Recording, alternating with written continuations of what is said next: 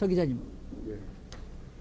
그럼 제가 질의 먼저 드릴까요? 예. 예. 예. 논산 포커스의 서준석 기자님. 예.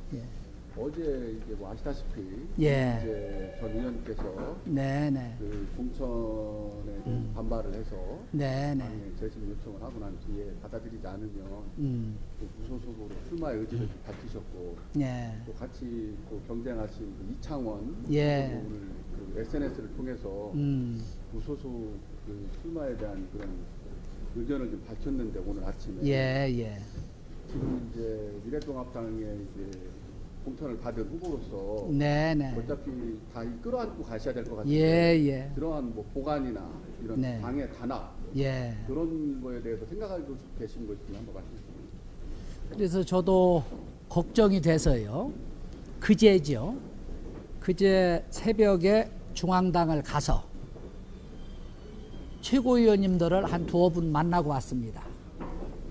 그러면서 제가 간곡하게 부탁을 드렸죠.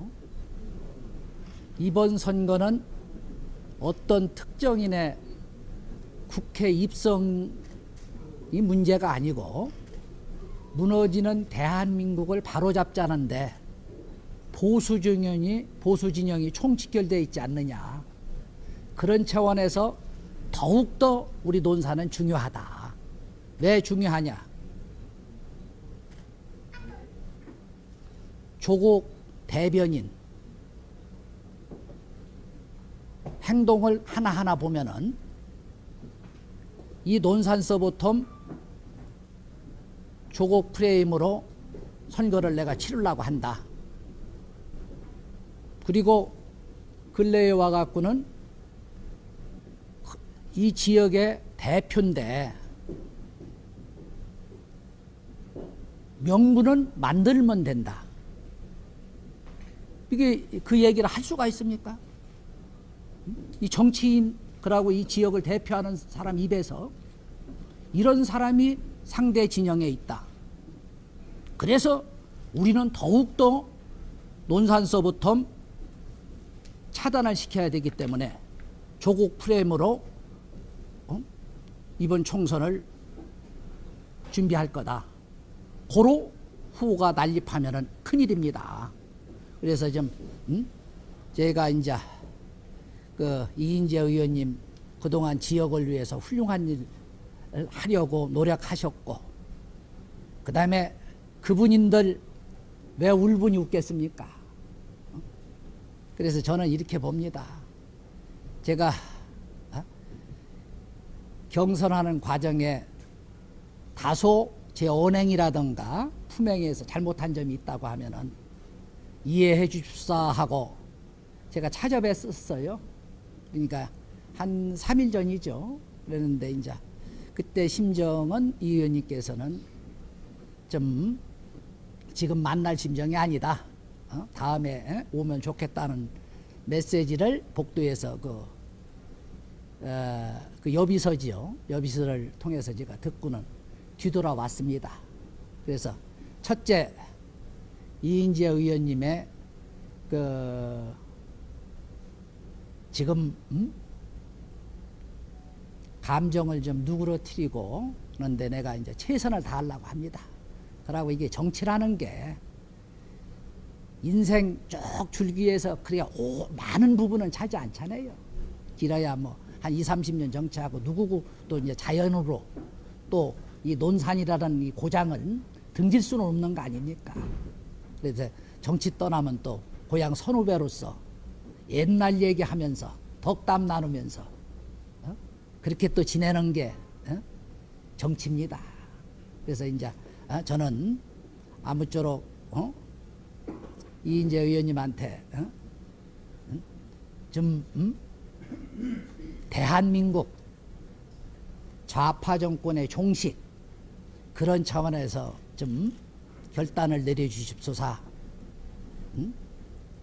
그리고 중앙당 문제는 제가 할 수 있는 건 뭐 방법이 없어요.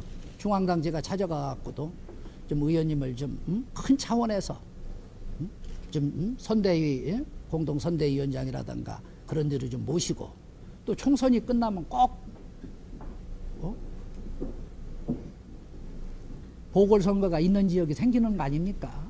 그래서 이제 그런데 좀 우선 좀 이렇게 배정하고 하는 그런 방법 좀 고려해서 좀 직접 좀 중앙당에서 이렇게 소통을 해주면 감사하겠습니다. 그런 쪽으로 제가 이제 최고위원님한테들 말씀을 드렸습니다. 그렇게 답변 드리면 됩니까? 예. 굿모닝 논산 김용훈입니다. 예. 말씀 좀 크게 예. 해주세요. 뭐 지금 어차피 판이 벌어진 것이고, 예. 이인재 의원 어제 기자회견하는 걸 보면서 예. 바이런이라고 하는 시인의 시구 한 구절이 생각났습니다. 예. 사람들은 석양의 장엄함을 찬탄하지만 예. 그 석양이 주춤거리는 것을 원하지 않고 네. 내일은 내일 태양이 떠오르기를 기대한다. 예. 이 박우석 위원장께서 제1야당의 이제 공천자로 예. 되셔서 네. 4월 15일 날 유권자들의 뭐 어떤 심판을 하든지 예. 이제 결정을 기다리고 계십니다. 예. 지금 이인재 의원 예. 그리고 현역 의원인 김정민 의원 예. 그동안 자신들은 의원 생활을 하면서 예. 나라를 위해서 지역을 위해서 열심히 일했다고 하시지만은 예. 논산의 경우에는 네. 황산벌을 이렇게 버려두는 것 그리고 제일 시민을 부끄럽게 하는 일 중에 하나가 강경에 있는 논산경찰서, 예. 법원검찰 삼총사, 예. 저건 참 우리 시민들을 한없이 부끄럽게 하는 정치 지도자, 국가 대의사의 이 잘못입니다. 불행입니다. 예.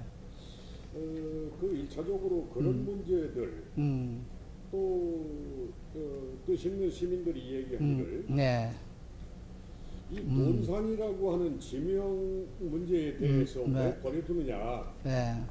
1914년 일제 강점기에 예. 누군가가 지명을 결정했다고 하더라도 예. 위대한 선현들의 말씀이 무성한 논산이다. 예. 이건 우리 논산 시민들이 고집스럽게 정형화할 필요가 있다. 이런 주장도 있는데 역대 지도자들이 상당히 등한히 했어요. 예. 또 지역구가 지금 논산, 금산, 계룡이죠. 예. 계룡 시민들은 어떻게 생각하는지 몰라도 예. 우리 논산 시민들의 감성에 비추어 보면 예.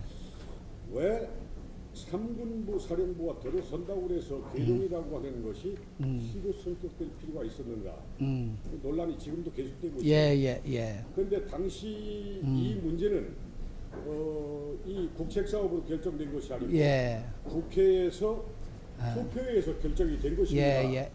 그런데 속기록을 보면 이인재 당시 의원이 국회에서 계룡을 분리시키는데 찬성 버튼을 누른 것이 드러나고 있어요. 예.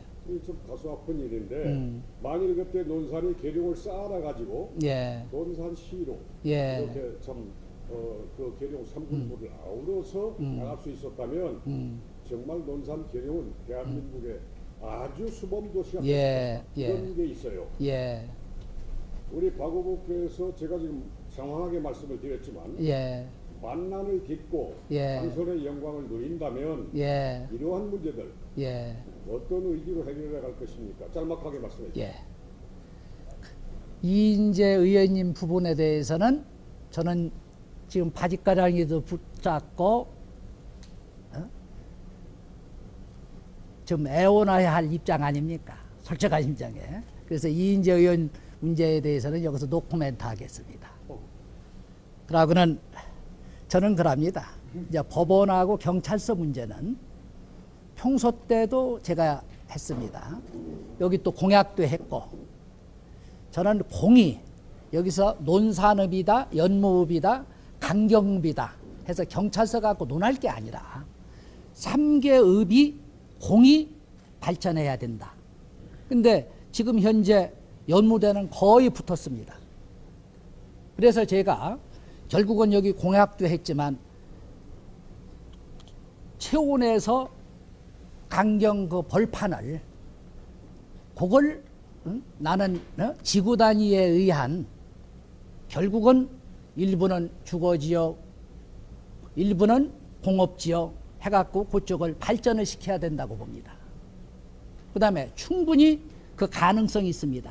우리가 숱하게 그 KTX 여기 거기 오면은 그건 뭐 자연적으로 발전이 되는 거 아닙니까? 그 예가 천안 아산역 그 주변 보십시오.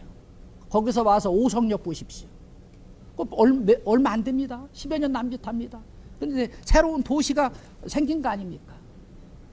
그러고는 결국은 이제 공주역인데 원래는 이게 여기 그 제 눈으로 분명히 확인을 했습니다. 그때 당시에 시설관리공단의 기획관리실장이 조한익 실장입니다. 성동분입니다. 대건 중학교 졸업하고 강상을 졸업했죠. 그분이 기획관리실장을 하는데 수십 차례 찾아갔어요. 그랬더니 자기가 도면을 딱 펼쳐놓고 여기라고 여기에 돼 있다고 하는데 그게 이제 장마루입니다. 장마루가 그 당시에 논산 부여 공주였습니다. 거기 와 있는 게 어느 날 갑자기 공주역으로 간 거예요. 그런데 실질적으로 공주역 자체는 지금 유령도시입니다.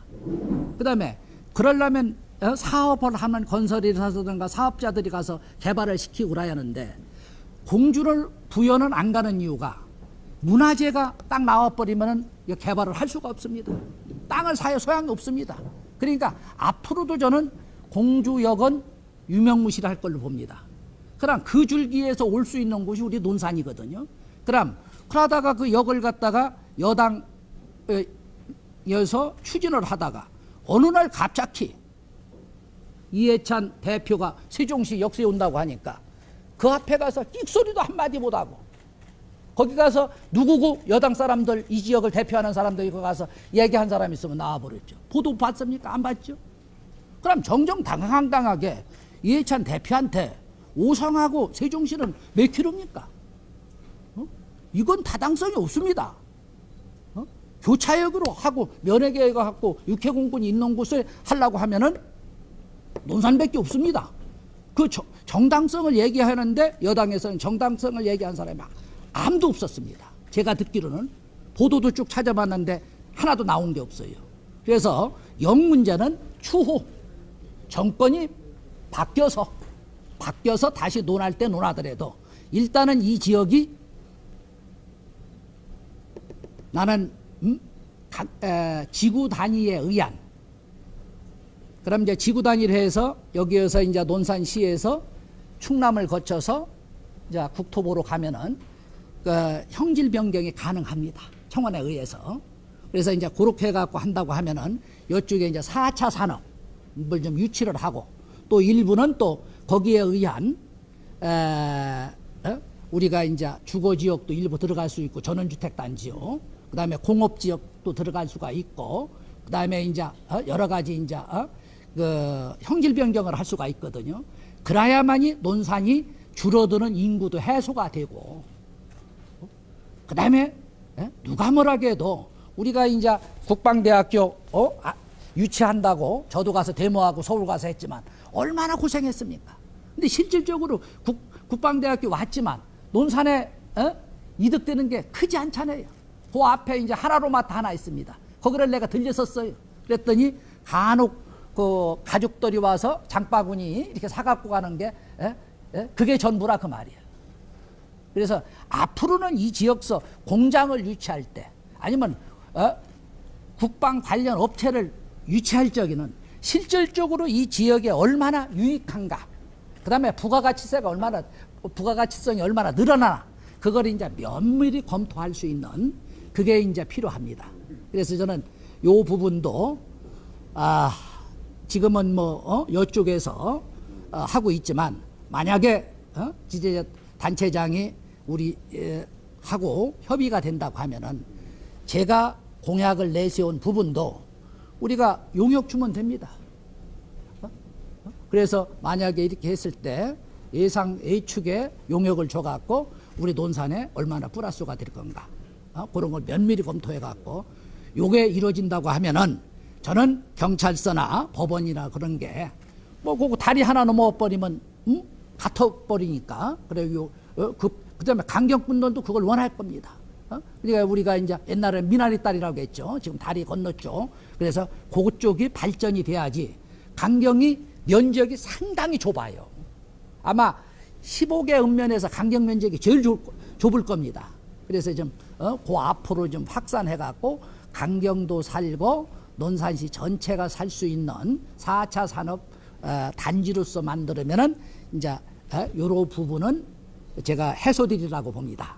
그다음에 두 번째 말씀하신 것은 이제 계룡인데, 계룡시가 분구가 되다 보니까 현실적으로 논산은 인구가 줄고 계룡은 인구가 늘다가 요 근래는 조금 줄었었어요. 세종시로 빠져나갔고, 그래서 이제 대실지구에 이제 대단히 이제 아파트 단지가 들어서면서 아마 한 2천여 명 좀 요 근래에 이제 늘어난 걸로 알고 있습니다. 계속 늘어나고 있고, 그래서 이제 그걸 공이 논산시하고 그 계룡시하고 합들여서 분규가 안 되게 했으면 참 좋았는데 어떡합니까? 이미 지나간 거.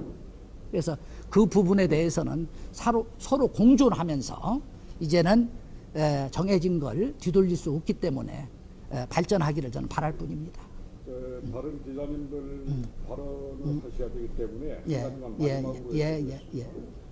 마침 이 자리에 그 미래통합당 소속인 양촌에 우리 그 시의원님도 나와 계시는데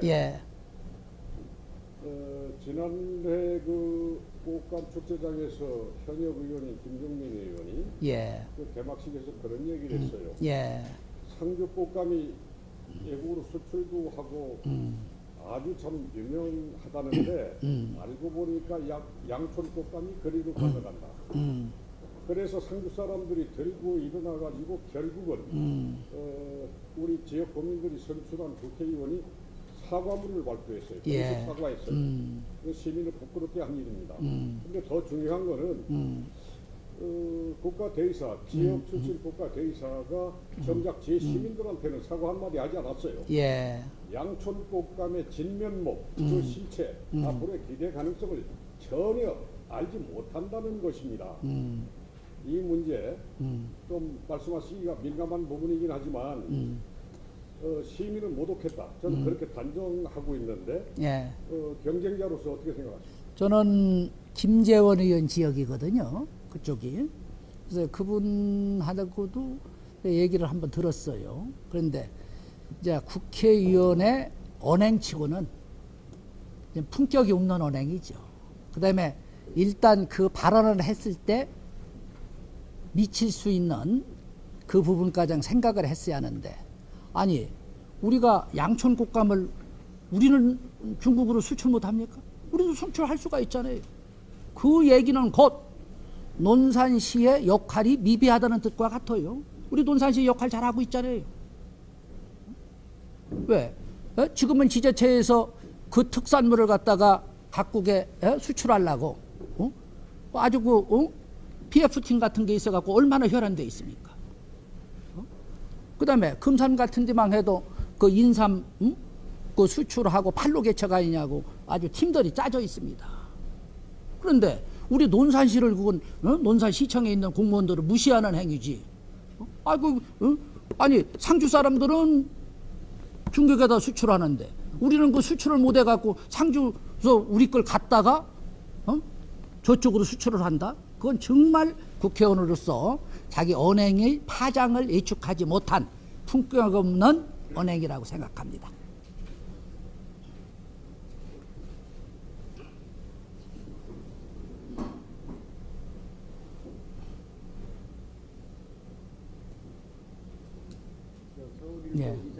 예.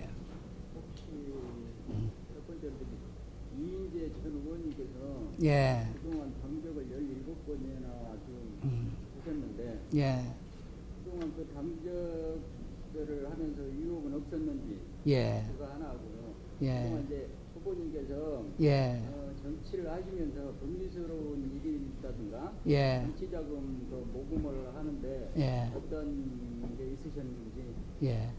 저는 그렇습니다. 제가 서두에 말씀드렸다시피 이인재 의원 얘기에 대해서는 노코멘트 한다고 말씀을 드렸고요. 저는 27살에 국회 보좌관을 했습니다.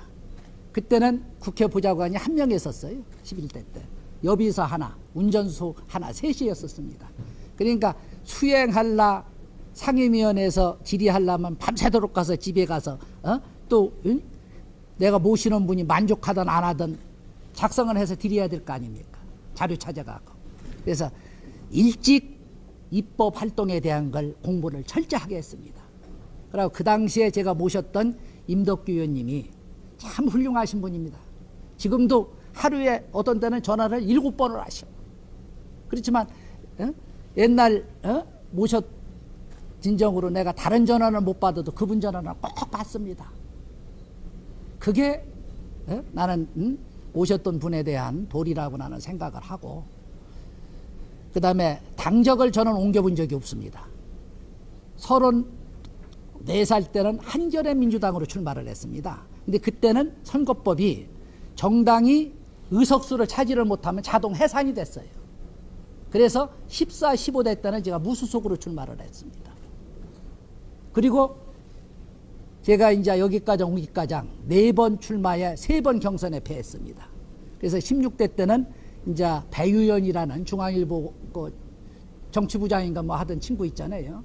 이제 그 친구가 받아갖고 출마했고, 그래서 이제 17대 때 제가 한 16대 중반에 이제 그 친구가 바로 선거 끝나고 그만두는 바람에 제가 위원장을 맡았습니다. 그래서 17대 때 한나라당 위원장을 맡아갖고 이제 출마를 하고, 그러고 지금까지 왔습니다. 그러고는 이제 쭉 오면서도 나는 그럽니다. 이 정당이라는 건 정말 정치인들이 조심해야 됩니다. 왜? 본인을 당선을 시킬 적에는 본인의 인품도 인품이고 사람 됨됨이도 사람 됨됨이지만 지금은 이제 거의 정당 위주로 이제 투표를 하잖아요. 그래서 그 정당의 정강 정책이라든가 그 정당과 나하고의 어떤 이념 관계, 그런 걸 이제 맞아서 나는 기호 2번 미래통합당을 찍는다 하는데, 내가 당선된 후에 개인적인 문제로 내가 당적을 이적했다. 그 부분은 나를 찍어준 유권자들에 대한 배신행위라고 나는 생각을 했습니다. 그래서 나는 옮기지 못했습니다. 내가 그걸 옮겼으면 국회의원 배지는 좀 조금 빨리 달았겠죠. 그렇지만 타고난 태생이 그런데 어떡합니까? 그래서 지금까지 오면서 정말 저 박우석이 쭉 보지만 어떤 뭐 돈 문제라든가 아니면 뭐 여자 문제라든가 뭐 잡다한 걸로서 거론된 적은 없습니다. 제가 알기에. 그건 뭐 신문상에 오르리라든가 그 입방아 찐 적은 저는 크게 없다고 저는 생각합니다. 예. 지금 그 공약사항보는 계룡 논산 합동 육군 사관학교 위치를 좀 공약으로 내버리셨는데, 예. 구체적으로 어디 지역에다가 위치를 하신다는 건지 첫 번째 질문이고요. 예. 두 번째는 상대 후보인 김종인 후보님이 지난 4년 동안 예. 그 의정 활동에 대해서 좀 평가를 하신다면 좀 짧게 좀 설명해 주시죠. 예. 육군 사관학교는 저는 이제 거기 육해공군이 있기 때문에 계룡 지역이 적절하다고 보는데, 근데 계룡이 땅이 비좁아요. 그게 급조된 도시로서 면단이 있다가 출장소 있다가 바로 이제 시가 됐잖아요. 그러다 보니까 일개 면이 지금 계룡 시로 변한 거 아닙니까? 그럼 육군 사관학교 정도가 되려면 최하 50만 평 정도는 돼야 되거든요. 그래서 이제 육해 공군하고 긴밀하게 있는 그쪽이 적절하지만, 만에 하나 그쪽이 부지가 없고 그렇다고 하면 우리 논산 예를 들어서 연산에서 그 백성리 쪽 있잖아요. 그 벌판 상월 넘어가는데 그쪽이 정말 거기를 내가 지나갈 때마다 그 평야는 아까운 평야입니다. 이따 보십시오. 뭐가 들어서도 들었을 땅입니다. 광활하면서 이제 밭으로 이제 쭉 돼 있죠. 그런 땅이 없어요. 그다음에 거기 이제 저쪽에서 계룡 쪽에서 금강대학교로 이제 터널 있잖아요. 그것도 이제 생기고 나면 또 교통도 이제 편리하고, 그래서 육군사관학교는 계룡으로 들어서지만 계룡이 적절한 땅이 없기 때문에 결국은 이제 그 50만 평을 계룡이 확보할 땅이 아무리 봐도 없어요. 제 이제 참모들하고도 지도 갖다 놓고 보고 그랬는데, 그래서 저기는 이제 결국은 그 연산 쪽 그쪽이 적절하지 않나 이제 생각하고, 그다음에 이제 두 번째 물어보신 게 예, 김종민이 예, 그것은 제가 말씀 안 드려도 뭐 200 뒤에서 몇 번째 간다는 거 다 아는 거 아닙니까? 기자님들은 더 잘 아시잖아요. 입법 활동하는 거. 그러니까 국회의원이라는 게 그럽니다. 저는 항상 또 이제 앞으로는 또 변경돼야 돼요. 입법의 발의수를 갖고 따지다 보니까 결국은 이게 규제의 온상이 되는 게 국회입니다. 기존 있는 법을 갖다가 자꾸 조이는 법으로 해갖고 발의수를 갖고 이걸 뭐 공천에 뭐 반영한다 뭐한다 하니까 입법을 개수로만 하다 보니까 결국은 누더지 법이 돼버리는 겁니다. 그럼 누더지 법이 결국은 규제를 갖다 묶는 법이 되거든요.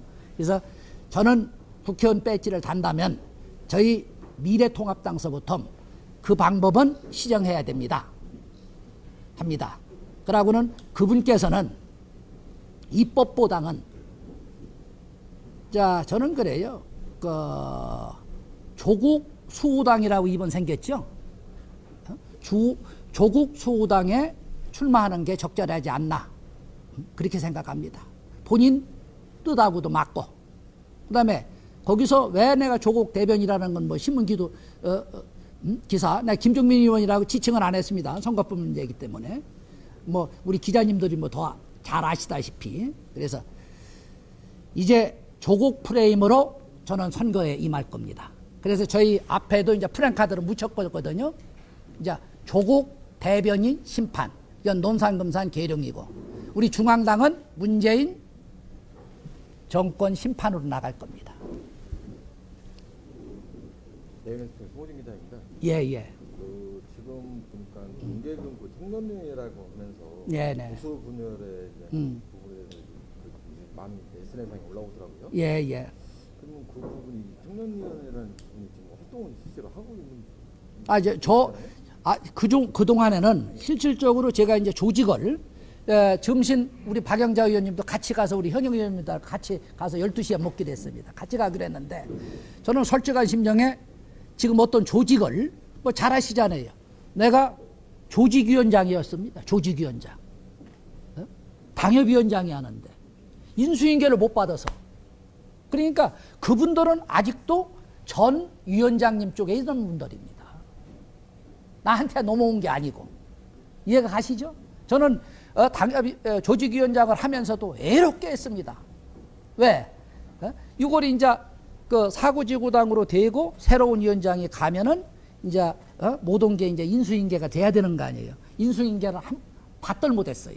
그다음에 사람도 절 정점으로 해갖고 같이 움직여줘야 되는 거 아닙니까? 당인이라는 건. 그런데 그런 게 이제 일부분 그래도 정통성을 따르자.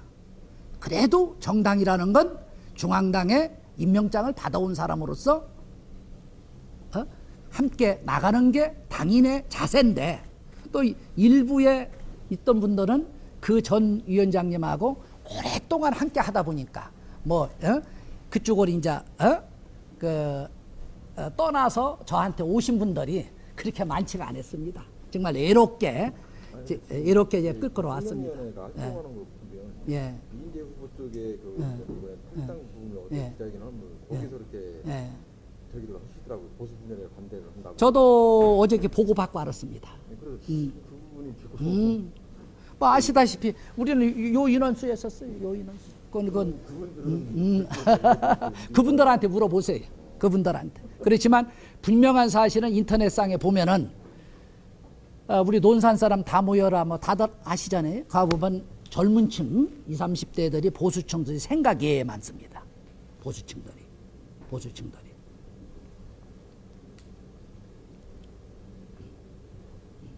그러고는 겸해서 얘기한다고 하면은 저는 이렇게 생각합니다.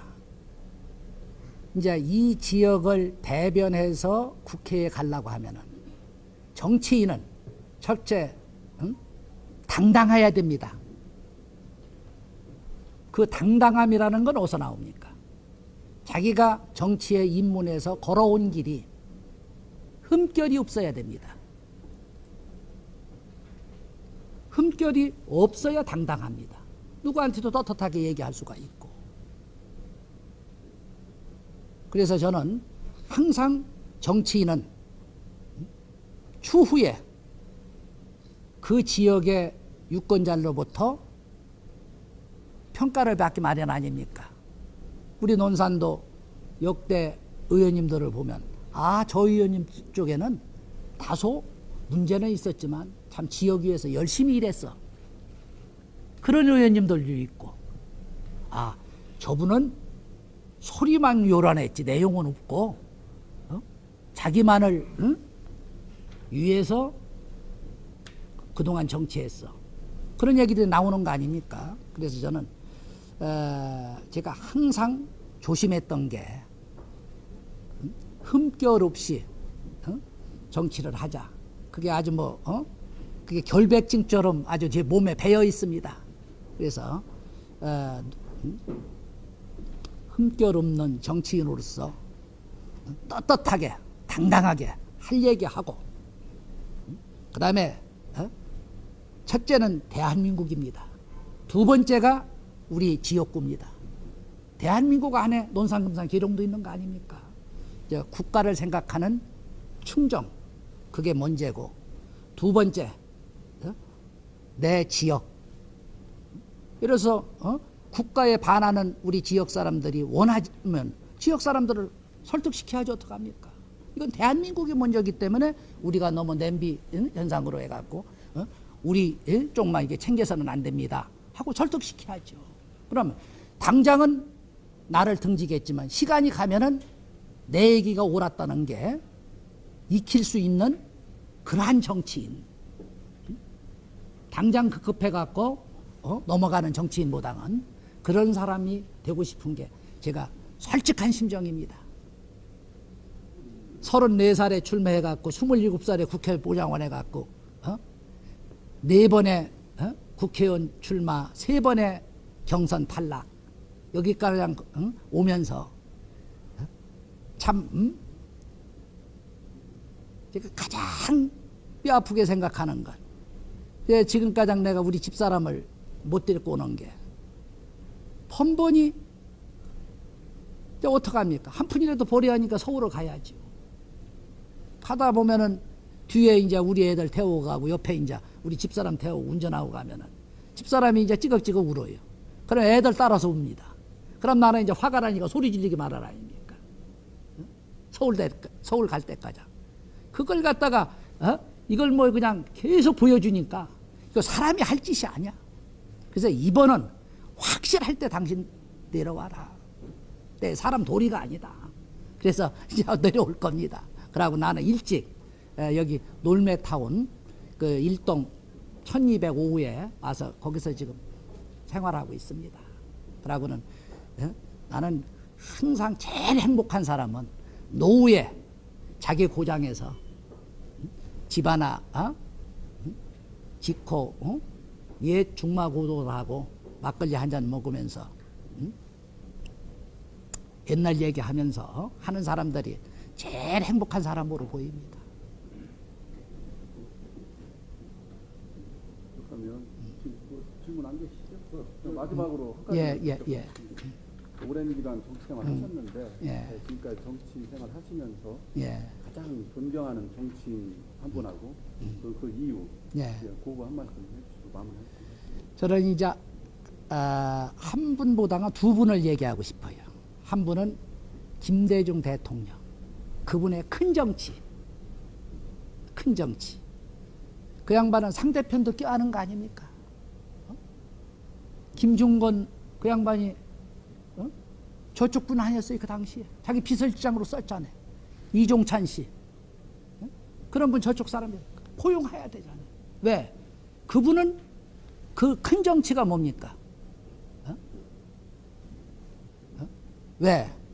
국가라는 큰 틀에서는 사사로운 건 다 묻어두자. 그렇게 생각하신 분으로 나는 알고 있습니다. 그 다음에 한 분은 이제 박정희 대통령. 박정희 대통령께서 앞에 갔어야 하는데 순서가 바뀌었습니다. 가난보다 무서운 거 없습니다. 제 키가 어떻게 보면 조금 작은데 일주일에 우유 한 컵만 먹었으면 여기서 5cm는 컸어요. 지금은 나는 옛날에 이게 부모 닮는 줄 알았더니 전혀 그렇지 않습니다. 이북 애들 보십시오. 평균 키가 1m 60 채 안 되잖아요. 그래서 이 가난 알아야 됩니다. 전쟁 다음에 가난입니다. 이 무서운 게. 그래서 지금도 제일 걱정하는 건 경제가 무너지면 안 된다. 이거 세계 각국에서 그렇습니까? 그 나라가 얼마나 잘 사느냐 못 사느냐에 따라서 타 국가에서 그 나라를 대하는 거 아닙니까? 글로벌의 경쟁이 그거예요. 그래서 경제 이거 이렇게 해야 된다는 거. 그래서 누가 뭐라고 해도 박정희 대통령 참 위대한 양반입니다. 정말 위대한 양반입니다. 그래서 내가 쭉 봤어요. 왜? 대한민국의 대동맥 경부고속도로를 보면은 경부고속도로에 그 당시에 총 투자한 액수가 불과 526억인가 600 그 사이밖에 안 되더라고. 그거 갖고 아니 경부고속도로를 했어요. 그럼 경부고속도로를 만드는 자금을 어디서 만들었느냐? 누가 뭐라고 해도 우리 베트남 가갖고 참전용사들 그러면 이 양반들한테 60%를 세금으로 가져갔어.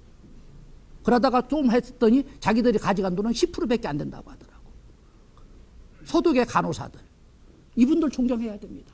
그분들 발판 위에서 오늘날의 대한민국이 있는 거 아닙니까? 그래서 저는 누가 뭐라고 하더라도 이 두 분 박정희 대통령하고 김대중 대통령 그래서 경제 하나는 국가라는 틀에는 모든 것을 묻어놓고 오직 대한민국만 생각하는 그런 정치인 존경합니다.